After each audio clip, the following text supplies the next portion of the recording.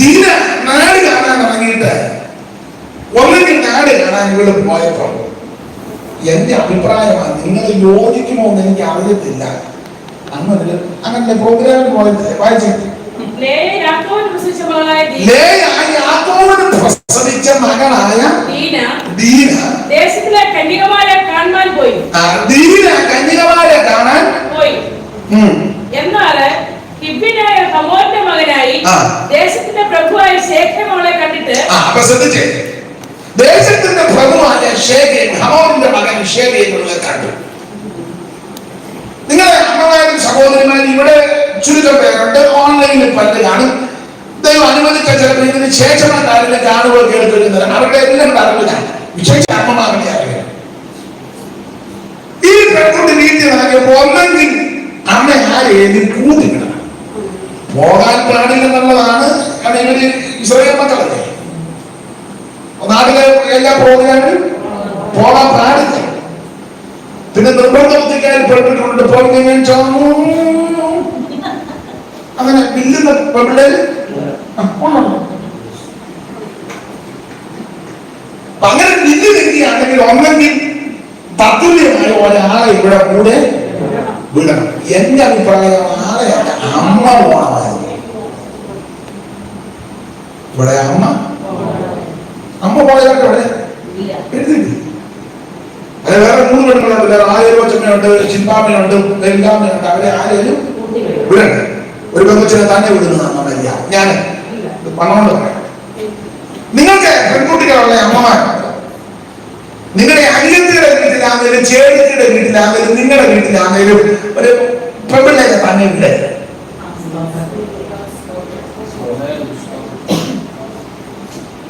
അവർക്ക് ഓണാവധി കിട്ടുന്നു. കൊച്ചിനെ ഇങ്ങോട്ടെന്ന് ചേട്ടത്തി അനിയത്തി ചിലപ്പോ അപ്പന്റെ അമ്മയുടെ മക്കളാ. ചേട്ടത്തിയുടെ ഭർത്താവോ അനിയത്തിയുടെ ഭർത്താവോ മനുഷ്യനല്ലേ? ഓപ്പണായിട്ട് പറഞ്ഞു, സ്വന്തം അപ്പനെ വിശ്വസിക്കാൻ പറ്റാത്ത പത്രത്തിൽ കണ്ടുകൊണ്ടിരിക്കുന്നതല്ലേ. ഞാൻ കുടുംബകലം ഉണ്ടാക്കാൻ പറയുന്നത്, ഞങ്ങൾ എഴുതി എനിക്ക് വളരെ അടുപ്പായിരുന്നു. മാഷയുടെ അന്നത്തെ പ്രസംഗമാണ്.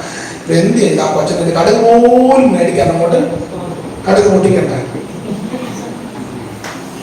കടുക് എന്തെങ്കിലും അരിവായി കിട്ടാൻ മതി, പൊട്ടിക്കോളും. പിന്നെ കടുക് എന്തെങ്കിലും പോയി മേടിക്കുന്ന സമയത്ത് അതുപോലെ തന്നെ സകല പെന്തിക്കോസുകാരോടും കൂടെ പറയുക. പെന്തിക്കോസിലേക്ക് കൊണ്ടല്ല, യൂത്ത് മീറ്റിംഗ് 2-3 ദിവസം ക്യാമ്പ്. എവിടെ ക്യാമ്പ്? ചരലത്തുന്നേലെ ക്യാമ്പ്, ചരലത്തുന്നേലെ. നിങ്ങളുടെ ക്യാമ്പ്, ഞങ്ങളുടെ ക്യാമ്പ് അവിടെ വാഗമണ്ണില്ലേ. നിങ്ങളുടെ സഭയുടെ ക്യാമ്പ് എവിടെ? ഞങ്ങളുടെ സഭയുടെ ക്യാമ്പ് ഈ പ്രാവശ്യം ഊട്ടിയിലെത്താത്ത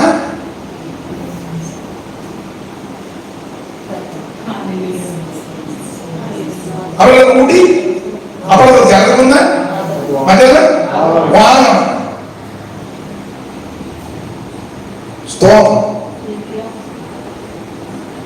നിങ്ങളുടെ ക്യാമ്പ്, നിങ്ങളുടെ സഭയുടെ ക്യാമ്പ്. ഞങ്ങളുടെ സഭയുടെ ക്യാമ്പ് ഞങ്ങൾ ബീച്ച് നടത്താൻ പിള്ളേർക്കെല്ലാം താല്പര്യം. ഏത് ബീച്ച്? ചെറായി ബീച്ച്. ചെറായി ആകുമ്പോൾ കുറച്ചുകൂടെ ആളുകളല്ലേ, പെട്ടെന്ന് ഓടി ചെല്ലുകയില്ല. ആലപ്പുഴയാണ് നമുക്ക് പെട്ടെന്ന് 1 മണിക്കൂർ കൊണ്ട്. അതിന് ഈ പിള്ളേരും ചില ആൾക്കാർ തന്ത്രം എന്നൊക്കെയോ അവിടെ കൊച്ചിനെ വരും, അമ്മയും കൂടെ ഉണ്ട്. അവിടെ അവർക്ക് നല്ല താലന്തുള്ളതാണ്. നമുക്ക് വീട്ടുകാരുടെ ചെറിയ അങ്ങനെ വിടുന്ന 2 ദിവസത്തേക്കൊക്കെ അവിടെ വരുന്നവരുടെ പാസ്റ്ററും ഫാമിലിയുണ്ട്. പാർവതിയെത്ര പറയാതിരിക്കുന്നതാ.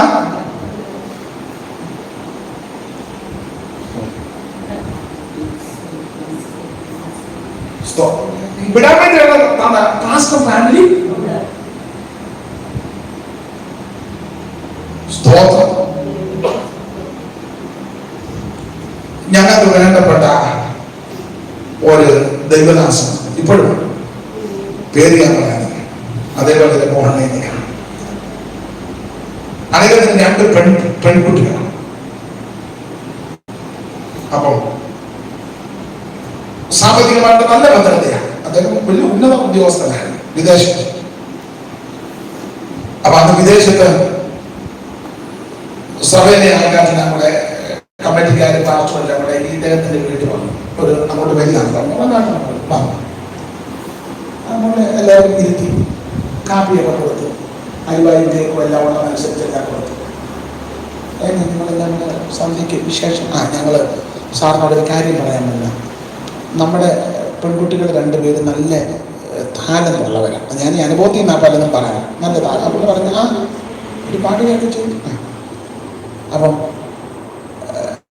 നമുക്ക് നമ്മുടെ സഭയിലെ യുഎയിലുള്ള എല്ലാവരും കൂടെ ചേർന്നുള്ള ഒരു പ്രോഗ്രാമുണ്ട്. അപ്പം അതിന് പ്രാക്ടീസ് രാത്രി മുഴുവൻ ഇവര് രണ്ടുപേരെയും കൂടെ ഇവര് വന്ന് പറഞ്ഞ് നല്ലതാണ്. പിള്ളേരുടെ താലന്ത് പരിശോധിക്കുന്നത് നല്ലതാണ്, താലന്ത് പരിശോധന അത് നല്ലതാണ്, സഭയ്ക്ക് വളരെ നല്ലതാണെന്നൊക്കെ പുള്ളി അനുകൂലിച്ചെല്ലാം പറഞ്ഞു. പറഞ്ഞ അവസാനത്തിൽ പറഞ്ഞ് താലന്ത് പരിശോധിക്കുന്ന എന്തെങ്കിലും ചിലവാകും. ചിലവുണ്ട്, ഞാൻ ഒരു ന്യായമായിട്ടൊരു തുക തരാം, അതും സന്തോഷമാണ്.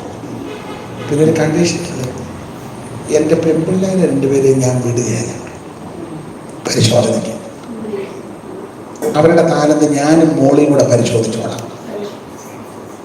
സഭക്കാരെല്ലാരും പുള്ളി നല്ല സരസമായിട്ട് പറയുന്നതാണ്.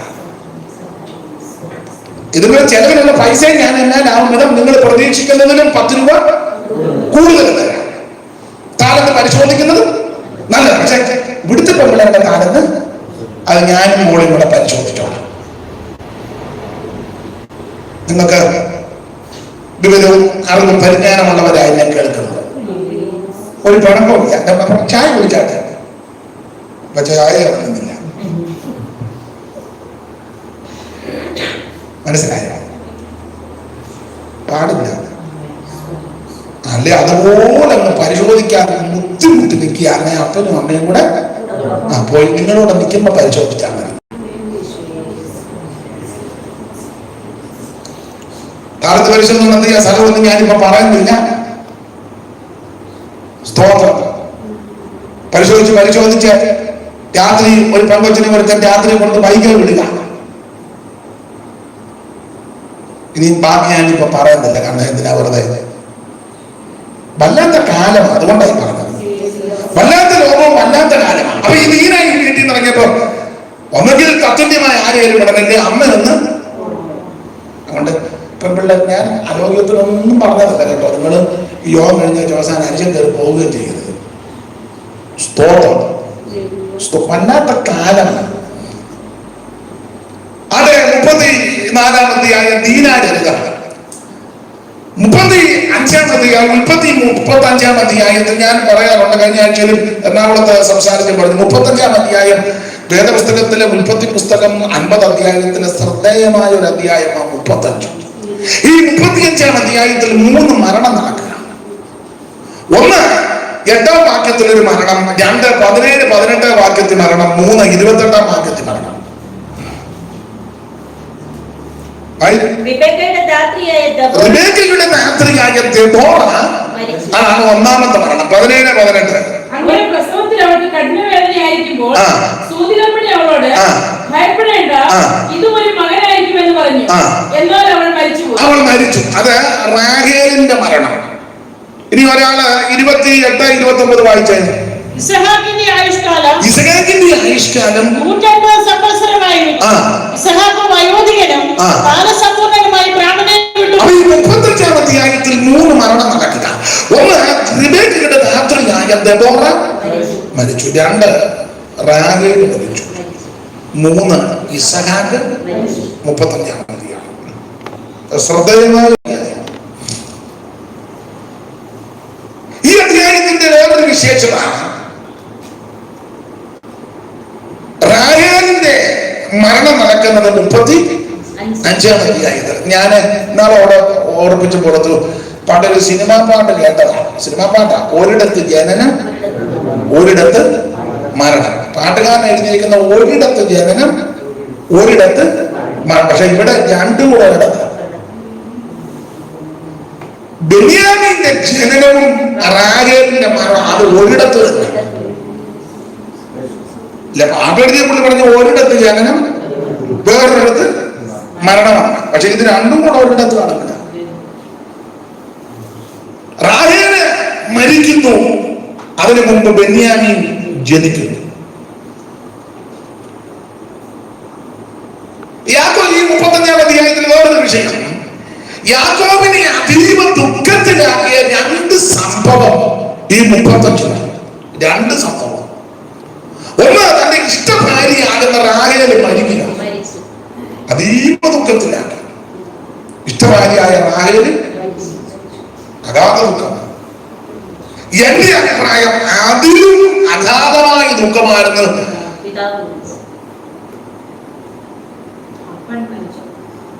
നിങ്ങള് തോക്കിനകത്ത് കയറി വീടിനും. അതുകൊണ്ട് നിങ്ങൾ പറഞ്ഞ പോയിന്റ് ഞാൻ പറയത്തില്ല, അത് മാത്രം.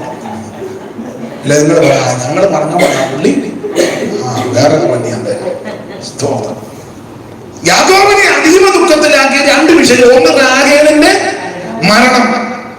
രണ്ട്, തന്റെ മൂത്ത മകൻ രൂബേന്റെ ആഗമ്യഗമനം. അപ്പം മരിച്ചത് അതീവ ദുഃഖമില്ല, ദുഃഖമില്ലെന്നല്ല, അഗാധമായ ദുഃഖം. റാഹേലിന്റെ മരണം അഗാധമായ ദുഃഖം. അതിലും വലിയ ദുഃഖമാണ് രൂബേന്റെ വഴികൊട്ടുള്ള ജീവിതം. സ്തോത്രം. രൂബേൻ ഈ സമയത്ത് 20 വയസ്സെന്നാ വേദപഠിതാക്കൾ പറയുന്നത്. 20 വയസ്സ്. ഇത് കൂടാതെ അപ്പൻ രൂബേനെ ഏൽപ്പിച്ചു പോയത്.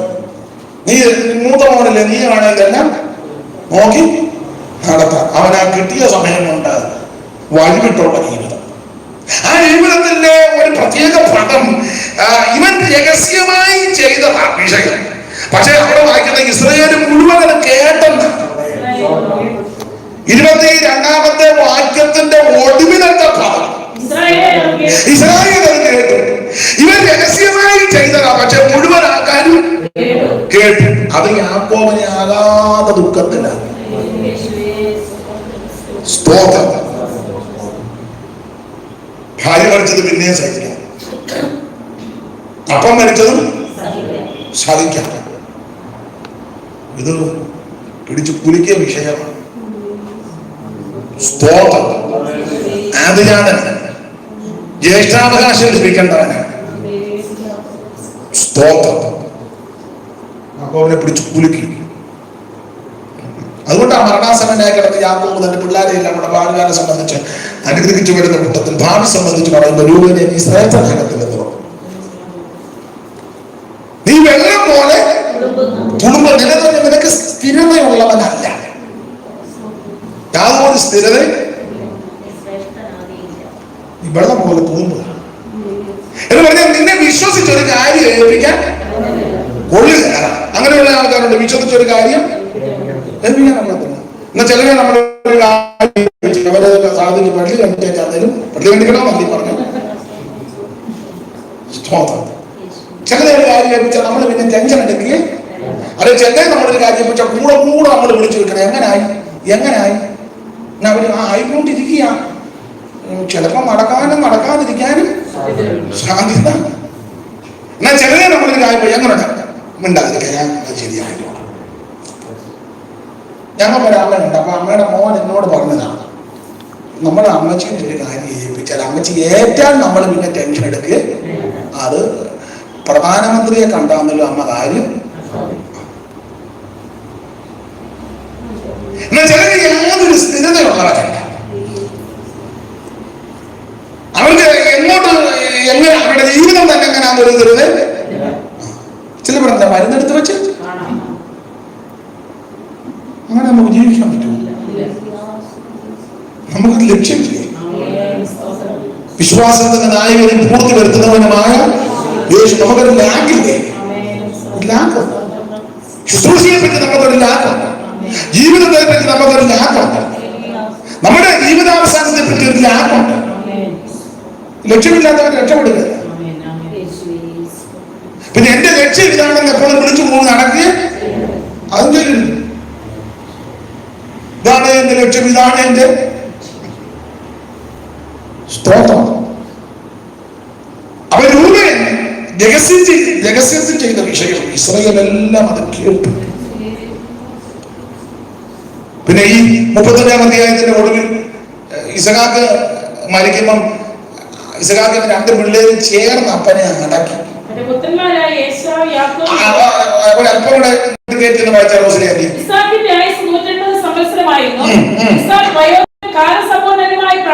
അപ്പൊ ഈ അബ്രഹാം, ഇസഹാക്ക്, യാക്കോബ്, ഈ 3 പിതാക്കന്മാരിൽ ആയുസ് കൂടുതൽ ഇസഹാക്കിനാണ്. അബ്രഹാമിന് 175, യോസേഫിന് 110, യാക്കോബിന് 147, പക്ഷെ ഇസഹാക്കിന് 180. ഇസഹാക്ക് വയോധികനും കാലസമ്പൂർണമായിട്ട് ആ പ്രാണനെ വിട്ട് അടുത്തത് തന്റെ ജനത്തോട് ചേർന്നു. അവന്റെ പുത്രന്മാരായ യേശാവ് യാക്കോബും കൂടെ എന്ത് നല്ല അടക്ക ശുശ്രൂഷ. ആകെ 2 ആൺപിള്ളേര്, 2 ആൺപിള്ളേരും കൂടെ ചേർന്ന് അപ്പന്. അത് വലിയ ഭാഗ്യമാണ്. ചിലയിടത്ത് അപ്പന്റെ അമ്മയുടെ അടക്കത്തിന് പിള്ളേര് ഉടക്കി നിൽക്കുക. ചിലത് വരും, ചിലത് വരികയും ഇല്ല. ചിലത് വന്നാൽ ഒരു കാര്യത്തിന് ഒരു യാതൊരു ചില പിന്നെ പെന്തിക്കോസിൽ പോയി കഴിഞ്ഞാൽ പിന്നെ അപ്പനും അമ്മയും മരിച്ച ആ ഏരിയയിലോട്ട് പോലും നമ്മൾ അപ്പൻ്റെ അടക്കം ഓ ജാതികളാണ്.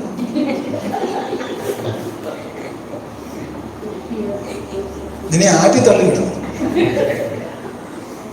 ഞാൻ അനുഭവത്തിൽ നിന്നാണ് പറയുന്നത്. ഞാൻ ചോദിച്ചു പോകുന്നില്ലാണത്. ഓ അവര് ധ്യാനിക്കണം. ഞാൻ ചോദിച്ചു നിന്നെ എനിപ്പിച്ച് അപ്പനല്ലേ അല്ലേ? നമ്മളെ പറഞ്ഞു കൊടുത്ത പോലെ അച്ഛാ പോയത് പോരാട്ടം അടിക്കുമെന്ന് അടക്കത്തിൽ പറയാൻ പ്രധാനം പറഞ്ഞു കൊടുക്കാം. പോവരുത്, പോരാട്ടം അടിക്കണം. ജനിപ്പിച്ച് അപ്പം മരിച്ചെടുത്ത് പോകുന്നതാണ് പോരാട്ടം അടിക്കുന്നത്. അല്ല എനിക്ക് മനസ്സിലാക്കാത്ത ഒത്തിരി കാര്യമാണ്. ഭാര്യ പറഞ്ഞു കൊടുത്തതാണ്. പോകരുത്, നമുക്ക് പോരാട്ടം അടിക്കും. എന്നെ ജനിപ്പിച്ച വന്നതല്ലേ? 10 മാസം വൈകി ചുമന്ന് നൊന്ത് വേദനിച്ച് പ്രസവിക്കാൻ പറ്റാതെയല്ലേ മരിച്ചു കിടക്കുന്നത്. എവിടത്തേക്ക് വളർത്തുകയൊന്നും വേണ്ട, അരിയൊന്നും മാറി അതൊന്നും വേണ്ട. അവിടെ പോകണ്ട, കാണണ്ട, ഇരിക്കണ്ടേ? വേണ്ടേ?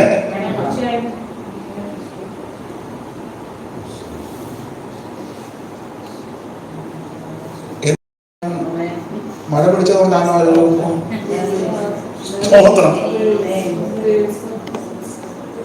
വേറെ അപ്പന്റെ അടക്കത്തിന് അങ്ങനെയുള്ള വിദ്വാന്മാർ ഒത്തിരി ഉണ്ട് നമ്മളുടെ. പിന്നെ കാരണം പുസ്തകത്തിൽ അങ്ങനെ അവരിലൊരു വിദ്വാൻ, അങ്ങനെ അവരിലൊരു അങ്ങനെ എഴുതിയേക്കുന്നത്.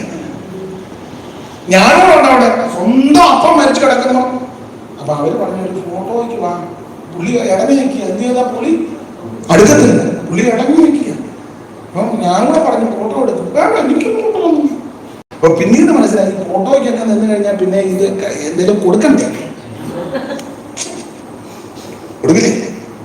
അപ്പന്റെ ഇടക്കത്തിന് മക്കളെല്ലാം കൂടെ ചേർന്ന് ചിലപ്പോൾ എല്ലാവർക്കും ഒരേ സാമ്പത്തിക ഭദ്രത അല്ലല്ലോ. അപ്പൊ ഷെയർ ചെയ്യും. അപ്പൊ പുള്ളിക്കാണ് ഒഴിയാ. ഞാൻ ഫോട്ടോയ്ക്ക് പോലും നിന്നില്ല. പിന്നെ എനിക്ക് ആവശ്യമുള്ള കാര്യമൊന്നും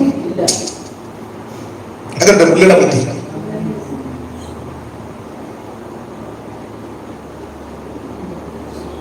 സ്തോത്രം. വേറൊരു കത്തുകളുടെ ഡെഡ് ബോഡി അങ്ങോട്ട് എടുത്തോളെ മോനും മരുമാനോട് ഇരുന്ന് ശരിക്കും വ്യാപാരം കഴിക്കുന്നു. കുടിമാടത്തോട്ട് വരെ പോയില്ല, ഞാൻ കണ്ടോണ്ടില്ല. ഡെഡ് ബോഡി ആ ഓഡിറ്റോറിയത്തിൽ നടത്തുന്ന വളവ് തിരിഞ്ഞപ്പം ഇവരിവിടെ ഇല വെട്ടിയിട്ട് ഭക്ഷണം കഴിക്കുന്നതാണ് അല്ലെന്റെ വാദം.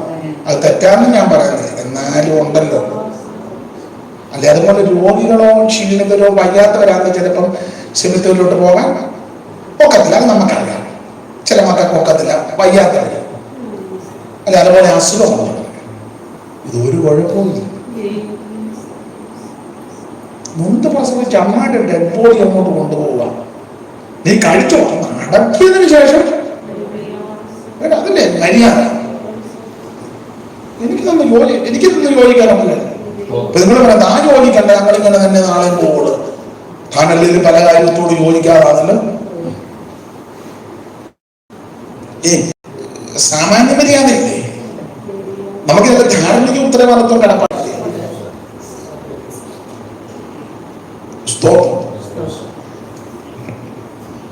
മാതാപിതാക്കളെ മരിച്ചിട്ട് ആ ശവസംസ്കാരത്തിന് സംബന്ധിക്കാത്ത മക്കളെ എനിക്കറിയാം.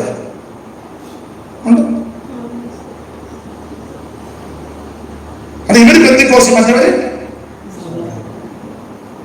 എടാ, പെന്തിക്കോസുകാരനാകുന്ന നീ അവിടെ ഏറ്റവും മെയിനായിട്ട് നിൽക്കണ്ടേ? കണ്ടേ, നീ അവിടെ മെയിനായിട്ട് നിൽക്കണം. അവര് മരുന്നവരേക്കും പുള്ളി ഏതാ, പുള്ളി കിടക്കുന്ന പുള്ളിയുടെ മോന പാസ്റ്റാണ്, പെന്തിക്കോസ്, പിന്നെ പെന്തിക്കോസാണ്. അങ്ങനെ ഒരു സാക്ഷ്യം കിട്ടുകയുള്ളൂ. നീ ആ ഏരിയയിലോട്ട് പോകാൻ രാത്രി പോയി കണ്ടേച്ച് പെട്ടെന്ന് ട്രിപ്പിളായിട്ട് പോയി. രാത്രി 2:30 ആയപ്പോ എന്നുവെച്ച് വീട്ടിൽ ഇരിക്കാൻ ആൾക്കാരൊക്കെ ഉണ്ടോ? ഞങ്ങളുടെ വലിയ പുള്ളിക്കാരി വന്നോന്ന് നോക്കിയിട്ടെന്ന് പറയണേ. ഞങ്ങളുടെ അമ്മയുടെ അനിയത്തി ഒരാൾ കോടോളെങ്കിലുണ്ടായിരുന്നു, പുള്ളിക്കാരി ഉടങ്ങാനുണ്ടോ? നീ നിർദ്ദിത ഫോൺ ചെയ്യാതെ നിനക്ക് അവിടെ നിന്ന കോടുവഞ്ഞിൽ അനിയത്തിയെ കാണാം. ഹരിശേന്റെ അമ്മാനെ നടന്ന സംഭവങ്ങളാണ് ഞാനീ പറയുന്നത്. അത് ഞായറാഴ്ച സഭയിലോട്ട് വന്ന സിയോഗ്യതാവിന്റെ ബൈബിൾ എല്ലായിട്ടും വടക്കൊക്കെ കാണാൻ വെടിയുണ്ട വരുന്നത് പോലെ തമ്പേറെ തല്ലി പൊട്ടിക്കുന്നു. അവിടുത്തെ അരിച്ചവെല്ലാം കൂടെ തമ്പേറിലാണ് തീർക്കുന്നത്.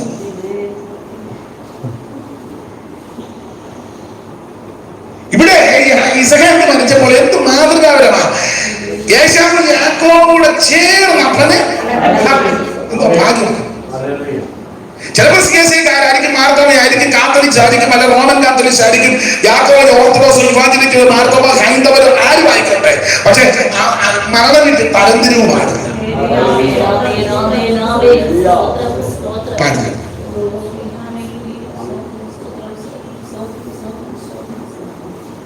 ഇപ്പൊ നമ്മൾ അങ്ങോട്ട് CSIക്കാർ പാട്ട് പാടും, നമ്മളോട് ചേർന്ന് പാടാൻ അറിയാവുന്ന പാട്ടാണ്.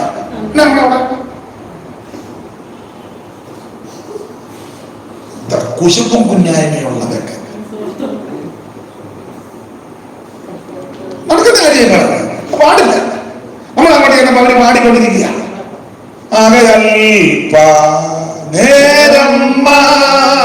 നമ്മളിതിന് ചേർന്ന് പാടണം. അല്ലേ മര്യാദ? എന്നാ നീ ആ മിറ്റത്ത് തെങ്ങിന്റെ മൂട്ടി പോയി പറഞ്ഞ് നോക്കുക. എന്നിട്ട് അവര് പാടി തീർന്ന് കഴിയുമ്പോൾ വന്നിട്ട് എന്റെ ദൈവത്താൽ, അതാണ് അന്നേരം പാടുന്നത്. ആ മെഴുകുന്ന ഇതിന്റെ മോയ്ക്കത് കൊടുത്തിക്കാൻ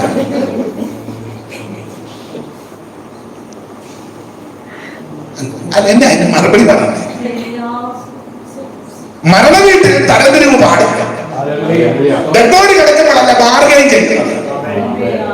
ഇപ്പൊ ഒരു മോൻ പെന്തിക്കോസി, ഒരു മോൻ സമുദായത്തില് അപ്പനും അമ്മയെ മരിച്ചു. അപ്പൊ സമുദായക്കാര് പറഞ്ഞു അമ്മേനെ ഞങ്ങൾ അടക്കാം. നമ്മളത് സമ്മതിച്ചേക്കണം. സമ്മതിക്കാൻ ചെയ്യണം. നമ്മൾ ആ ശുശ്രൂഷ യോജിക്കണം. വേണ്ടേ? അവരടക്കം നമുക്ക് പോയേക്കാൻ വേറെ ദിവസം എടുത്തു. എന്റെ കൂടെ ഉണ്ടാവില്ല, അതോട് ഞാൻ കുറെ എടുക്കാൻ പോലും അങ്ങോട്ട്. അങ്ങനല്ല എന്റെ വരിക. അവര് സമുദായക്കാരടക്കം നടക്കട്ടെ. നമുക്ക് എന്നെ ചൊല്ലിത്തൊന്നും അറിയാൻ മേലെ നമ്മൾ ആ ശുശ്രൂഷയില്ല. അവിടെ ചൊല്ലണ്ട. അവര് പറഞ്ഞത് നമുക്ക് ഇനി കിഴക്കോട്ട് നിന്ന് കിഴക്കോട്ടൊന്നും തിരിയണ്ട, നിൽക്കുന്ന നിർത്തി വന്ന് നിന്നാണ്. അവര് കിഴക്കോട്ടോ പടിഞ്ഞോട്ടോ തിരിഞ്ഞോട്ടോ. പക്ഷെ കുഴപ്പമുണ്ടാക്കി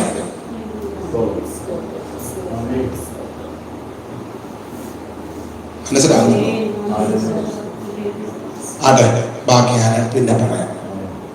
സ്തോത്രം.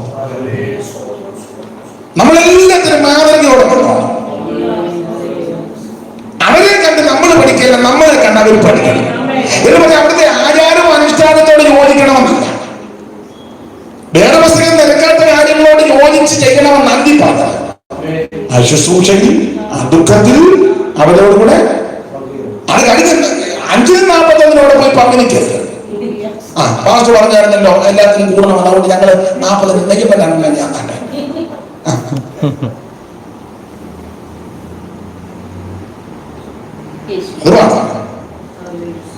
അപ്പോൾ മരിച്ച ഓരാണ്ട് നമുക്ക് പാസ്റ്റർ പറഞ്ഞായിരുന്നല്ലോ എല്ലാത്തിനും കൂടണോ, നമുക്ക് എന്നാ പള്ളി വരെ. അപ്പൊ ഒരു മേലോട്ട് വിട്ടോണ്ടിരിക്കുക. അത് പറഞ്ഞു. പക്ഷെ മരണ വീട്ടിൽ പോകണം, ദുഃഖത്തിൽ പങ്കുചേരണം. ഒക്കുന്നെങ്കിൽ അത് കഴിഞ്ഞും അവിടെ ചെന്ന് അവരെ ഒന്ന് ആശ്വസിപ്പിക്കുന്നത്. അപ്പൊ ഈ ഉൽപ്പത്തി പുസ്തകം 35-ാം അധ്യായത്തിൽ അവൻ പ്രധാനപ്പെട്ട വിഷയങ്ങളെല്ലാം ഇതാ.